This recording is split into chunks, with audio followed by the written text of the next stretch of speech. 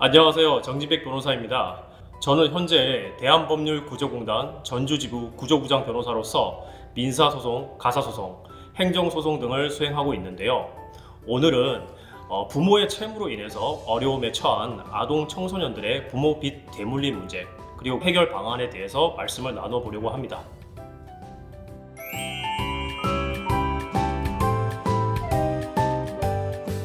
부모 빚 대물림 위기 아동 청소년이라는 표현이 다소 생소한데요. 어떤 상황을 말하나요? 부모 등이 사망했을 때, 그러니까 어머니, 아버지 등이 모두 사망했을 때 남겨진 부모 등의 빚이 아동 청소년 자녀에게 상속되는 상황을 말합니다. 예를 들어서 부모가 모두 사망 후에 대출금이나 카드 빚이 남아있으며 법적으로 자녀가 상속인이 되는 경우 아무 조치를 취하지 않으면 채무까지 함께 물려받는 경우가 있습니다. 이런 경우를 말합니다. 아동 청소년에겐 너무 가혹한 상황 같은데요. 실제로 자주 발생하나요? 네, 생각보다 많습니다. 제가 실제로 수행한 사건을 말씀드릴게요. 얼마 전 남편분께서 사망하신 후에 법률구조공단을 찾아오신 의뢰인분이 계셨습니다. 의뢰인과 사망하신 남편 사이에는 한 살 남짓한 갓난아이가 있었는데요. 혹시 남편의 빚이 자신은 물론 이 한 살 남짓한 아이에게도 물려질까봐 걱정이 크신 분이었습니다. 하지만 법적 절차를 전혀 모르셨기에 저희 공단을 찾아오셨는데요. 공단에서는 의뢰인뿐만 아니라 한 살 아이의 상속 한정 승인 심판 청구를 함께 도와드렸고 법원에서 결국 인용되어 두 분 모두 걱정을 덜 수 있었습니다. 이 모든 과정이 불과 한 달밖에 안 걸렸습니다. 방금 한정 승인을 말씀하셨는데요. 흔히 말하는 상속 포기나 한정 승인은 어떤 차이가 있나요? 좋은 질문입니다. 일단 상속이란 상속 개시에 따라 피상속인에게 속하던 재산상의 권리 의무 일체가 상속인에게 당연히 이전되는 것입니다. 그러면 상속 포기는 방금 말씀드린 상속의 효과를 전면 거부하는 행위이고요. 상속인이 상속 포기를 하게 되면 처음부터 상속인이 아니게 됩니다. 쉽게 말하면 상속을 전혀 받지 않겠다라는 뜻으로 채무도 재산도 모두 포기하는 겁니다.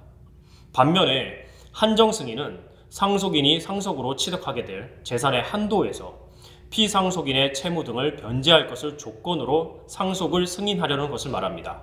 예를 들어 부모님이 빚은 많지만 예금 채권이 조금 있다면 그 예금 채권 한도 내에서만 빚을 정리하는 것이죠. 통상적으로 재산과 빚 중에 어느 쪽이 많은지 모를 때 주로 선택하십니다. 상속 포기와 한정 승인은 언제라도 할 수 있는 건가요? 안타깝게도 그건 아닙니다. 상속인이 한정 승인을 하거나 상속 포기를 할 때는 상속 개시가 된 것을 안날로부터 3개월 이내에 하셔야 합니다. 그러면 빚독촉을 받게 되면서 뒤늦게 부모의 빚을 알게 되는 경우에는 3개월이 지나버려서 한정 승인을 할 수 없게 되는데 너무 억울하지 않나요? 맞습니다. 그런 불합리하고 부당한 경우를 방지하기 위해서 민법은 상속인이 상속 채무가 상속 재산을 초과하는 사실을 중대한 과실 없이 상속 포기 혹은 한정 승인을 신고할 수 있는 기간 내에 알지 못하고 단손 승인한 경우에는 그 사실을 안날로부터 석 달 내에 한정 승인을 신청할 수 있다고 정했습니다. 이를 특별 한정 승인 제도라고 합니다. 너무 고마운 제도인 것 같은데요. 실제 사례가 있는지 궁금합니다. 네, 당연히 있습니다. 제가 직접 수행한 사건을 말씀드릴게요. 이 사건 의뢰인은 2007년생 청소년이었는데요. 2025년경에 약 900만 원 상당의 대여금 청구 소장 부본을 갑자기 송달받았습니다. 청소년인데 얼마나 놀랐을까요? 알고 보니 2020년 사망하신 어머니의 빚이었습니다. 그러면 기간이 지나서 아까 말씀하신 상속 포기나 한정 승인은 어려웠겠네요? 네, 맞습니다. 그래서 특별 한정 승인을 검토한 거죠. 이후 의뢰인이 어머니의 채권 및 채무 관계에 대해서 중대한 과실 없이 알지 못하였고 소장 부본을 송달받은 후에야 뒤늦게 비로소 채무를 알게 된 점을 법원에 소명했습니다. 그리고 상속재산 목록을 제출하였고 이에 특별 한정 승인 신고가 수리되었습니다. 미성년자 스스로도 혼자 상속 포기나 한정 승인을 신청할 수 있을까요? 네, 아쉽게도 미성년자는 단독으로 법원에 상속 포기 등의 신고를 신청할 수 없습니다. 원칙적으로 법정 대리인을 통해서 신청해야 합니다. 하지만 이렇게 법정 대리인이 없는 경우에는 저희 대한법률구조공단이 직접 법률 지원을 통해서 절차를 도와드릴 수 있습니다. 법정 대리인이 없는 경우에 실제 지원 사례가 있을까요? 제가 실제로 수행한 사건을 소개해 드리겠습니다. 보호시설인 아동복지시설에 입소한 2010년생 청소년이었는데요. 이미 어머니께서 사망하신 상태로 복지시설에 입소를 했고 2025년에는 아버지까지 사망해서 빚이 대물림될 가능성이 있었습니다. 청소년이 청각장애까지 있어서 개인적으로 더 안타까운 상황이었습니다. 이 상황에서 신속하게 아동의 법정 대리인이 누가 될 것인지, 법정 대리인 인정을 위해 추가적인 법원의 허가 절차가 필요한 것인지를 검토해야 했는데요. 이 사건 아동은 시설 미성년 후견법 제3조 제2항 보호시설 미성년자인 고아에 해당이 되었고요. 후견인 지정을 위해 지자체장 등의 지정만이 필요할 뿐 추가적인 법원의 허가 절차가 필요하지는 않았습니다. 이후 저희 공단은 곧바로 보호시설에 있는 미성년자의 후견인 지정 통보서를 제출했고요. 지정 통보서에 기재된 이 사건 아동의 보호시설장, 쉽게 말씀드리면 원장님이시죠. 아동의 보호시설장을 미성년자 후견인, 즉 법정 대리인으로 표시한 후에 제출했습니다. 당연히 상속 포기가 되었고요. 조금 더 일반적인 다른 사건을 말씀드리겠습니다. 이 사건은 어머니, 아버지, 양친의 사망으로 친권 행사자가 전혀 없었지만 외할머니는 존재했던 아동이었습니다. 많은 분들 생각과는 달리 어머니, 아버지, 양친이 사망했다고 해서 조부모가 당연히 법정 대리인이 되는 것은 아닙니다. 아동의 어머니는 채무가 많았는데요.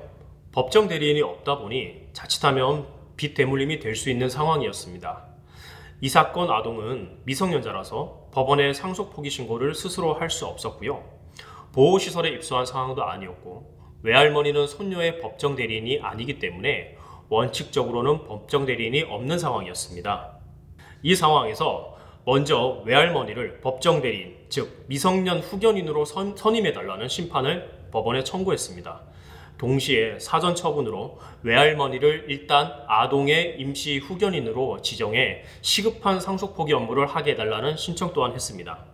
당연히 외할머니는 손녀의 임시 후견인이 되었고요. 그로 인해서 무사히 상속 포기 신고도 수리될 수 있었습니다. 부모 빚 대물림 위기에 처한 아동 청소년들이 대한법률구조공단의 지원을 받으려면 어떤 절차를 거쳐야 하나요? 먼저 대한법률구조공단 대표번호 상담 콜센터 국번 없이 132번 또는 가까운 지부에 직접 문의해 주십시오. 저희가 검토해서 법률구조 대상에 해당되시면 무료로 상속 포기, 한정 승인 등 심판 청구에 대한 서면 작성부터 법원 제출까지 모두 지원합니다. 필요시에 지자체, 소년보호기관, 복지시설, 교육청 등과 협력하기도 합니다. 마지막으로 전하고 싶은 말씀이 있으신가요? 아직 사회에 나가지도 못한 아이들이 부모의 빚까지 물려받는 일은 없어야 한다는 게 저희 대한법률구조공단의 생각입니다. 대한법률구조공단은 부모 빚 대물림 위기의 아이들을 끝까지 돕겠습니다. 특히 롯데장학재단과의 업무 협약으로 중위소득 125% 이하 가구에 속한 24세 아동 청소년의 경우에는 상속의 포기, 한정 승인, 상속 관련 사건, 미성년 후견인 선임 등 무료로 지원되는 경우가 아주 많으니 꼭 참고해 주세요. 혹시 주변에 비슷한 어려움을 겪는 아동 청소년이 있다면 대한법률구조공단 국번 없이 132번으로 연락 주십시오. 법은 그리고 저희 공단은 누구에게나 열려 있습니다. 대한법률구조공단이 아동 청소년의 미래를 지켜드립니다. 언제나 여러분 곁에 대한법률구조공단이 있습니다.